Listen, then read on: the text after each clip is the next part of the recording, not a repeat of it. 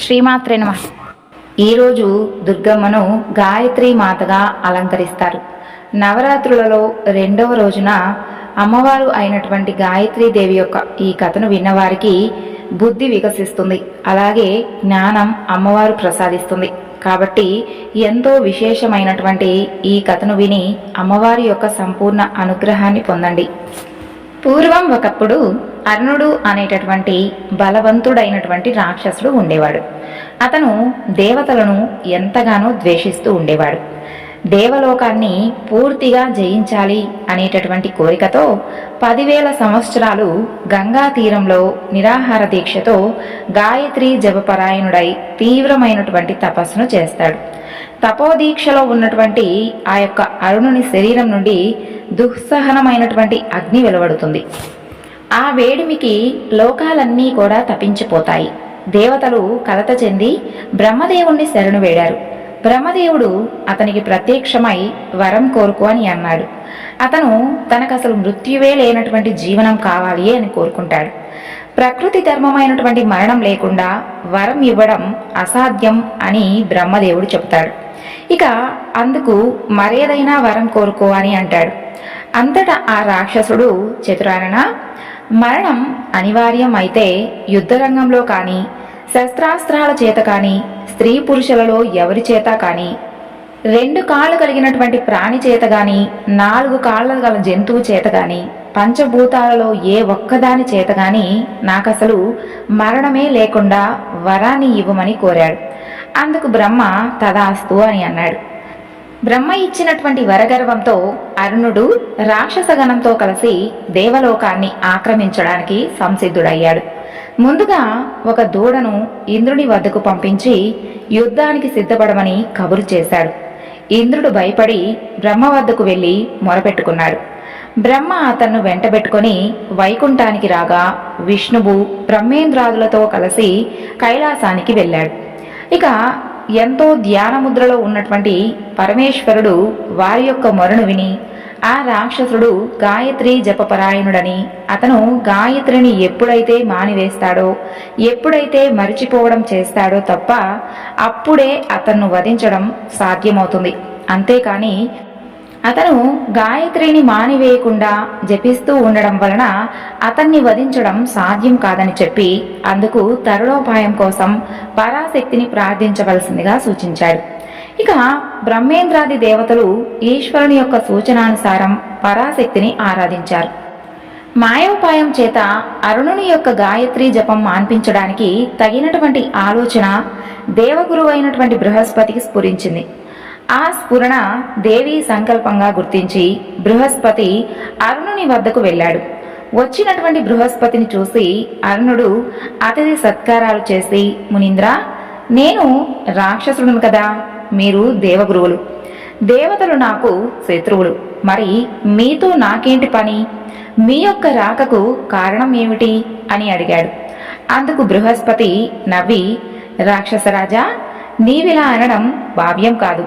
మా యొక్క ఆరాధ్య దైవమైనటువంటి గాయత్రీ దేవతను నిరంతరం నీవు ధ్యానిస్తూ ఆమె యొక్క మంత్రాన్ని జపిస్తూ ఉన్నావు కదా, మరి మేము జపించేటటువంటి మంత్రాన్ని నీవు జపిస్తున్నావు, కాబట్టి ఆ రీత్యా మనము మిత్రులమే కాని శత్రువులం కాదు సుమా అని సమాధానమిచ్చాడు. ఆ మాటలు విన్నటువంటి అరుణునిలో దురాభిమానము, దురహంకారము విజృంభించాయి. తనకు శత్రువులైనటువంటి దేవతల ఆరాధ్య దైవమైనటువంటి గాయత్రి తనకు అభీష్టం కాదని పలికి గాయత్రి మంత్రానికి ఉద్వాసన చెప్పాడు. వచ్చిన పని ముగిసిందని భావించినటువంటి బృహస్పతి అరుణుని వద్ద సెలవు తీసుకున్నాడు. గాయత్రి మంత్రాన్ని మానివేసిన కారణంగా అరుణుడు తేజో విహీనుడు, దుర్బలుడు అయిపోయాడు. ఎందుకు కొరగని వాడయ్యాడు. ఆ సమయంలో బృహస్పతితో కలిసి ఆ దేవిని ప్రార్థించగా ఆమె వారికి సాక్షాత్కరించింది. ఆ తరువాత అమ్మవారిని పలు విధాలుగా స్తుతించి ఆమెను ప్రార్థించగా ఆ దేవి వారి యొక్క బాధలను తీర్చాలి అని సంకల్పించింది. అంతటా ఆ పరాశక్తి తన యొక్క మాయా విలాసం చేత భ్రమరాలను ప్రేరేపించింది. కోట్లాదిగా తుమ్మెదలు చెలరేగి భూమి ఆకాశాలను కప్పివేసి రాక్షసుల యొక్క శరీరాలను ఆక్రమించి చెవులలోనూ భరించరానటువంటి రోదన చేస్తూ ఒకరి మాట ఒకరికి చెప్పడానికి వినడానికి కూడా అవకాశం లేకుండా చేసింది. అలాగే కాళ్ళు చేతులు కదిలించేటటువంటి అవకాశం కూడా లేకుండా చేశాయి ఆ భ్రమరాలు. దేవి యొక్క ఆజ్ఞానుసారం అలా కోటాను కోట్ల భ్రమరాలు ఒక్కసారిగా విజృంభించి అరుణుణ్ణి అలాగే అతని యొక్క అనుచర వర్గాన్ని యుద్ధం లేకుండానే శస్త్రాస్త్రాలతో పని లేకుండా సంహరించేశాయి. ద్విపాద చతుష్పాద ప్రాణుల వలన తనకు మరణం లేకుండా వరం కోరుకున్నటువంటి ఆ దానవుడు పుష్పాది అంటే 6 పాదాలు కలది అంటే తుమ్మిద వలన మరణించాడు. తమను కనుకరించి రాక్షస బాధను నివృత్తి చేసినటువంటి ఆ జగన్మాతను ఆనాటి నుండి దేవతలందరూ కూడా భ్రామరీ దేవతగా పూజించి ఆమె యొక్క అనుగ్రహం పొందసాగారు. ఈ కథను చెప్పి వ్యాస మహర్షి గాయత్రి మంత్రజప ప్రభావాన్ని వివరించగా జనమేజయుడు గాయత్రీ దేవతను గురించి ఇంకా వినాలి అనేటటువంటి జిజ్ఞాసను వ్యక్తం చేశాడు. అందుకు వ్యాస మహర్షి ఈ విధంగా కొనసాగించాడు. గాయత్రీ మాత పరాశక్తి యొక్క స్వరూపం. ఆమెకు 5 ముఖాలు. ఈ 5 ముఖాలు సృష్టికి ఆధారమైనటువంటి పంచభూతాలకు ప్రతీకలు. 5 శిరస్సులతో 10 చేతులతో ఆ తల్లి ఆశ్రితులకు సర్వ ఐశ్వర్యాలను అనంతమైనటువంటి బుద్ధి శక్తిని ప్రసాదిస్తుంది. గాయత్రీ దేవతకు సంధ్యాదేవి అని కూడా పేరు. ప్రాతకాలంలో గాయత్రిగా, మధ్యాహ్నం సావిత్రిగా, సాయంత్రం సరస్వతిగా ఆ యొక్క శక్తి తన యొక్క తేజో విశేషం చేత 3 పేర్లతో 3 రూపాలతో గోచరిస్తూ ఉంటుంది. గాయత్రీ మంత్రానికి 4 పాదాలు.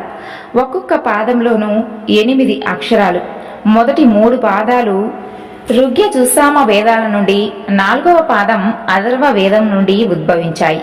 అందువల్లనే గాయత్రీ దేవతను వేదజననిగా ఆరాధిస్తూ ఉంటారు.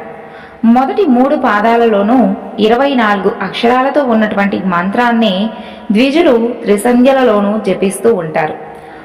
ఉదయ సంధ్య నక్షత్రాలు ఆకాశంలో కనిపిస్తూ ఉండగాను, మధ్యాహ్న సంధ్య సూర్యుడు ఆకాశ మధ్యంలో ఉండగాను, సాయం సంధ్య సూర్యాస్తమయం కంటే ముందుగాను ఆచరించాలని పెద్దలు చెప్పారు. సర్వసహితమైనటువంటి వేద మంత్రం ఈ యొక్క గాయత్రి. ఈ ఉపాసన వలన ద్విజులు అనంతమైనటువంటి సత్ఫలితాలను పొందగలరు. ఆ మంత్రాన్ని దేవాలయంలో, యాగశాలలోనూ, తులసి వృక్ష సమీపంలోనూ, నదీ తీరాలలోనూ, పుణ్యక్షేత్రాలలోనూ జపించడం మరింత ఫలప్రదం. ద్విజులందరూ కూడా గాయత్రీ దేవత ఆరాధన చేసేవారే కాబట్టి వారు వైష్ణవులైనా శైవులైనా ముందుగా అందరూ కూడా శాక్తేయులు. గాయత్రీ మంత్రంలోని 24 అక్షరాలు సృష్టిలోని 24 తత్వాలకు సంకేతాలు. కర్మేంద్రియాలు 5 అంటే కాళ్ళు, చేతులు, వాకు, మల, మూత్రావయాలు. జ్ఞానేంద్రియాలు 5 చెవి, చర్మం, కన్ను, నాలుక, ముక్కు. పంచభూతాలు నేల, నీరు, నిప్పు, గాలి, ఆకాశం. మనస్సు, బుద్ధి, చిత్తము, అహంకారము అనేటటువంటి 4 అంతఃకర చతుష్టయం కలిసి సృష్టిలో ఉన్నటువంటి 24 తత్వాలు. జీవుడు 25వ వాడు. 24 అక్షరాల గాయత్రీ మంత్రానికి ముందు ఓంకారం చేర్చితే 25 అక్షరాలవుతాయి. ఈ మంత్రంలో కలిగినటువంటి 24 వర్ణాలలో ఒక్కొక్క వర్ణానికి ఒక్కొక్క ఋషి, ఒక్కొక్క ఛందస్సు, ఒక్కొక్క దేవత ఉన్నారు.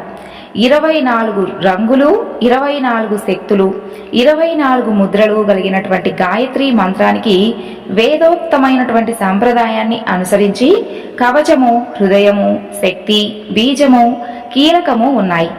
ఉపాసనా మార్గంలో ఇవి చాలా ప్రధానమైనవి. ముందుగా గాయత్రీ కవచాన్ని ధారణ చేసి ఆ తరువాత గాయత్రీ మంత్రాన్ని హృదయంలో భవన చేయాలి. గాయత్రి హృదయానికి నారాయణుడే ఋషి, గాయత్రియే ఛందస్సు, పరాశక్తియే దేవత. గాయత్రీ దేవతకు 5 ముఖాలు, 4 దిక్కుల వైపు 4, 5వది ఊర్ధ్వముఖంగానూ ఉంటాయి. ఆమెకు 10 చేతులు, కుడి ఎడమల గల 2 చేతులలో 2 పద్మాలను, మిగిలినటువంటి 8 చేతులలో వరద, అభయ, అంకుశ కళాది శక్తులను ధరించి అమ్మవారు ఉంటుంది. సాధకుడు ఇలా భావించి సుఖాసనాసీనుడై దేవిని ఏకాగ్రతతో ధ్యానించాలి. ఓ జగన్మాత, నీవే ఆదిశక్తివి. అనంత రూపాలు ధరించి అంతటా వ్యాపించి భక్తులను అనుగ్రహించేటటువంటి దయాస్వరూపినివి. త్రిసంధ్యలకు దేవతవైనటువంటి నీకు మా యొక్క నమస్కారము. సావిత్రి, సరస్వతి, వైష్ణవి, రౌద్రి అనేటటువంటి పేర్లతో వ్యవహరింపబడేటటువంటి దేవతవు నీవే. మహర్షులు నిన్ను ప్రాతకాలంలో బాలగా, మధ్యాహ్నం యువతిగా, సాయంత్రం వృద్ధగా ధ్యానిస్తూ ఉంటారు. హంసవాహన అయినటువంటి నీవు బ్రాహ్మీ శక్తి, గరుడ వాహన అయినటువంటి వైష్ణవి శక్తి, వృషభ వాహనం అయినటువంటి సావిత్రి శక్తివి నీవే. భూమిపై ఋగ్వేదాన్ని, అంతరిక్షంలో యజుస్సామవేదాలను గానం చేస్తూ నిన్ను దేవతలు ఆరాధిస్తూ ఉంటారు. నీ యొక్క నేత్రాల నుండి సాత్విక భావమైనటువంటి స్వేదం నుండి, ఆనంద రూపమైనటువంటి కన్నీటి నుండి 10 అంశాశ రూపాలను సాధకులు వరేణ్య, వరద, వరిష్ట, వరవర్ణిని, గరిష్ట, వరారోహ, నీలగంగ, సంధ్య, భోగమోక్షద అనేటటువంటి పేర్లతో వ్యవహరిస్తూ ఉంటారు. మధ్యలోకంలో భాగీరథి, పాతాళంలో భోగవతి, స్వర్గంలో గంగా అనేటటువంటి పేర్లతో వ్యవహరింపబడేది నీవే కదా తల్లి. మరి త్రిలోకవాసులను తరింపజేయడానికి నదీ రూపంలో ప్రవహించేటటువంటి దేవతవు కూడా నీవే. భూలోకంలో శోక భారాన్ని వహిస్తూ, భువర్లోకంలో సిద్ధివై, సత్యలోకంలో సత్యస్వరూపిణివై నీవే ప్రవహిస్తూ ఉంటావు. ఉపాసకుని యొక్క శరీరంలోని ఇడ, పింగళ, సుషుమ్నాది దశవిధ ప్రాణనాడులు అన్నీ నీవే. ఇచ్చ, జ్ఞాన, క్రియాశక్తులు నీ యొక్క స్వరూపాలే. హృదయ పద్మంలో ప్రకాశించేటటువంటి ప్రాణశక్తివి నీవే తల్లి. మూలాధారంలోని కుండలిని శక్తి నీ యొక్క రూపమే అని సాధకులు ఆమెను ధ్యానిస్తూ ఉంటారు. ఈ విధంగా గాయత్రి దేవత యొక్క వైభవాన్ని వివరించి గాయత్రి సహస్రనామాలను, దీక్షా విధానాన్ని వ్యాస మహర్షి జనమేజయునకు వివరించాడు. జనమేజయుని యొక్క ఆసక్తిని, అర్హతను గమనించి ఇంకా మరికొన్ని విశేషాలను అందించాడు. వేదం నుండి ఉద్భవించినటువంటి గాయత్రి మంత్రాన్ని ద్విజులు గురుముఖత విధి విధానంగా గ్రహించి శ్రద్ధాభక్తులతో మంత్రానుష్ఠానం సాగిస్తే సర్వశక్తులు స్వాధీనమవుతాయి. భూత ప్రేత పిశాచాది దుష్టశక్తులు నశించిపోతాయి. సప్తకోటి మహామంత్రాలకు గాయత్రియే మాతృక. గౌతమ మహర్షి కొన్ని వేల సంవత్సరాలు గాయత్రి మాతను ఉపాసించి దేశంలో అనావృష్టి వలన కలిగినటువంటి కరువు కాటకాలను నివారింపజేశాడు. నమో దేవి మహావిద్యే వేదమాత పరాత్పరే వ్యాహృత్యాది మహామంత్ర రూపే ప్రణవరూపిణి భక్త కల్పాలతాం దేవీం అవస్థాత్రయాత్ సాక్షిణీం తుర్యాతీత స్వరూపాం చ సన్నిధానంద రూపిణి అని గౌతముడు గాయత్రి మాతను ప్రార్థించి ఆమె యొక్క పరిపూర్ణానుగ్రహానికి పాత్రుడయ్యాడు. గాయత్రి దేవతానుగ్రహం చేత గౌతమ మహర్షి సమృద్ధిగా అన్నపు రాసులను, షడ్రశోపేతమైనటువంటి వంటకాలను, నానాలంకార వస్త్ర మూల్యమైనటువంటి భూషణాలను పొంది ఆశ్రయించిన వారిని ఆదుకుంటూ దేవలోక వంద్యుడయ్యాడు. కాబట్టి జనమేజయ మహారాజా, గాయత్రి రూపాన్ని మనసులో భావించిన, ఆమెను పూజించిన, ఆమె యొక్క మంత్రాన్ని జపించిన సర్వారిష్టాలు తొలగి సకల సంపదలు లభిస్తాయి. గాయత్రి మంత్రశక్తిని దుర్వినియోగం పరచి లోకకంటకుడై ప్రవర్తించినటువంటి రాక్షసుడైనటువంటి ఆ అరుణుడు దుర్గతి పాలయ్యాడు. గాయత్రి మంత్రశక్తిని సద్వినియోగం చేసి గౌతముడు దుర్భిక్షాన్ని తొలగించి లోకాన్ని ఆదుకొని లోకపూజ్యుడయ్యాడు. కాబట్టి మంత్రశక్తిని సంపాదించిన వారు దానిని సద్వినియోగం చేసి లోకహితమైనటువంటి దీక్షతో ప్రవర్తించాలే కానీ స్వార్థంతో, అహంకారంతో ఆ శక్తిని దుర్వినియోగం చేయరాదు. గాయత్రి మాత వేదమాత. ఆ తల్లిని మించినటువంటి దైవమూ లేదు, గాయత్రిని మించినటువంటి మంత్రమూ లేదు అని భావం. గాయత్రి మంత్రం మొదటగా ఋగ్వేదంలో చెప్పబడింది. గాయత్రి అనేటటువంటి పదము గయ, త్రాయతి అనేటటువంటి పదములలో కూడుకొని ఉన్నది. గయాంత్రాయతే ఇతి గాయత్రి అని ఆదిశంకరుల వారు తన యొక్క భాష్యములలో వివరించారు. గయలు అంటే ప్రాణములు అని అర్థం. త్రాయతే అనగా రక్షించడం కాబట్టి, ప్రాణములను రక్షించున్నది కాబట్టి గాయత్రి అని అన్నారు. ఎవరైతే గాయత్రీ దేవి యొక్క మంత్రాన్ని 1000 సార్లు ధ్యానిస్తారో ఆ తల్లి యొక్క అనుగ్రహంతో పాటు వాక్శుద్ధి కలుగుతుంది. అంతటి మహత్తర శక్తి కలిగినటువంటి గాయత్రీ దేవి శరన్నవరాత్రులలో 5 ముఖాలతో వరదాభయ హస్తాలతో కమలాసనగా దర్శనమిస్తుంది. శక్తి స్వరూపిణి, త్రైలోక్య సంచారిణి, వేదమాత, అమ్మలగన్నయమ్మ, ముగ్గురమ్మల మూలకుటమ్మ, అఖిలాండ కోటి బ్రహ్మాండ నాయిక అయినటువంటి శ్రీ జగదాంబ సృష్టి స్థితి లయల కొరకు బ్రహ్మ విష్ణు మహేశ్వరులను తన యొక్క ఆధీనం చేసుకుంటూ షోడశాదశ మంత్రానికి అధిష్టాన దేవతగా, శ్రీచక్ర నీరాజనాలు అందుకునేటటువంటి ఏకాదశ శక్తుల యొక్క సంగ్రహంగా, అపరాజితగా ఆ అమ్మవారు కొలువులు అందుకునేటటువంటి తల్లి. పరాశక్తి, మంత్రశక్తి, ప్రాణశక్తి, కళాశక్తి, విశ్వశక్తి, విద్యాశక్తి, వాక్ వైభవ శక్తి, సంహార శక్తి, ఆది పరాశక్తి, ధార్మిక శక్తి, విజయ శక్తులు ఆ దేవిలో నిండి సమస్తం తానే అయినటువంటి గాయత్రీ మాత. కాబట్టి ఎవరైతే ఆ తల్లిని భక్తి శ్రద్ధలతో ఆరాధించి ఆ అమ్మవారి యొక్క మంత్రాన్ని ఎవరైతే ప్రతిరోజు కూడా నిష్టగా జపిస్తారో అలాంటి వారికి అమ్మవారి యొక్క సంపూర్ణ అనుగ్రహంతో పాటు సకల ఐశ్వర్యాలను ఆ తల్లి ప్రసాదిస్తుంది అని వ్యాసుడు జనమేజయునకు శ్రీ గాయత్రీ దేవి యొక్క వృత్తాంతం గురించి, గాయత్రీ దేవి యొక్క మంత్ర విశేషాల గురించి వివరించాడు. అందుకు జనమేజయుడు ఎంతో సంతోషించి, వ్యాస మహర్షి, ఆ తల్లి అయినటువంటి శ్రీ గాయత్రీ దేవి యొక్క వృత్తాంతం గురించి నాకు తెలియజేసినందుకు మీకు నేను రుణపడి ఉన్నాను. నేను ఎంతో సంతోషించాను. ఆ తల్లి యొక్క వివరణ నాకు ఎంతో ఆసక్తికరంగాను అలాగే ఎంతో సంతోషకరంగాను అనిపించింది అని జనమేజయుడు వ్యాస మహర్షితో తెలిపాడు. అలాగే ఒకసారి వశిష్ఠ మహర్షి విధాత వద్దకు వెళ్లి గాయత్రి యొక్క తత్వాన్ని తెలుపమని వేడుకోగా, నా స్ఫురణ మాత్రంగా ఏ చైతన్య శక్తి ఉత్పన్నమయ్యిందో దానిని జ్ఞానము లేక వేదంగా చెప్పుకోవచ్చు. దీనిని గాయత్రి నామంతో వ్యవహరిస్తారు. నా నుండి అగ్ని, అగ్ని నుండి వాయువు, వాయువు నుండి ఓంకారం, ఓంకారంతో హృతి, హృతితో వ్యాహృతి, వ్యాహృతితో గాయత్రి, గాయత్రితో సావిత్రి, సావిత్రితో వేదాలు, వేదాలలో సమస్త క్రియలు ఉత్పన్నమవుతాయి అని బ్రహ్మ తెలియజేశాడు. గాయత్రి మంత్రంలోని 24 దేవతలు, వారి యొక్క చైతన్య శక్తులు ఏమిటనేది ఇప్పుడు మనం తెలుసుకుందాం. మొదటి శక్తి వినాయకుడు, సఫలత్వ శక్తికి అధిపతి. విఘ్ననాయకుడైనటువంటి వినాయకుడు బుద్ధిని, జ్ఞానాన్ని ప్రసాదిస్తాడు. రెండవ శక్తి నృసింహస్వామి, పరాక్రమ శక్తికి అధిపతి. పురుషార్థ పరాక్రమ, వీరత్వ విజయాలను ప్రసాదించేది ఈయనే. మూడవ దేవత విష్ణుమూర్తి, పాలనా శక్తికి అధిష్టాత అయినటువంటి విష్ణువు సర్వజీవ రక్షకుడు. నాలుగవ దేవత ఈశ్వరుడు, సకల జీవులకు ఆత్మపరాయణత్వాన్ని, సర్వవిధ కళ్యాణ శక్తులను ప్రసాదించేటటువంటి దయామయుడు.